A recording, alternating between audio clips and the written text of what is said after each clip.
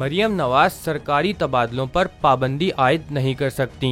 Lahore high court ने वजीर आला पंजाब मरियम नवाज के फैसले को कालादम करार दे दिया। लाहौर हाई कोर्ट में समाअत के दौरान जस्टिस आसिम हफीज ने वजीर आला पंजाब मरियम नवाज का सरकारी मुलाजमीन के तबादलों पर पाबंदी का फैसला गैर कानूनी करार दे दिया। अदालती फैसले में कहा गया है कि सरकारी मुलाजमीन, ब्यूरोक्रेसी, पुलिस को महकूम और तख्ता मक्श बनाकर वजीर आला को इख्तियारात की अजमत दी गई है। फैसले के मुताबिक एग्जीक्यूटिव अथॉरिटी का हद से तजावुज करना वाज़े तौर पर इख्तियारात से तजावुज करने के मुतरादिफ और चेक एंड बैलेंस के इंतजामी तवाज़ुन को खराब करना है। हाई कोर्ट ने अपने फैसले में मजीद कहा कि तकर्रुर और तबादलों पर पाबंदी के नोटिफिकेशन से जाहिर होता है कि अब भी इस्तेमारी मीरास की बाकियात मौजूद हैं। वाज़ेह रहे कि 1 मार्च के नोटिफिकेशन में पंजाब हुकूमत ने सरकारी मुलाजमीन के तबादलों पर मुकम्मल तौर पर पाबंदी आयद कर दी थी।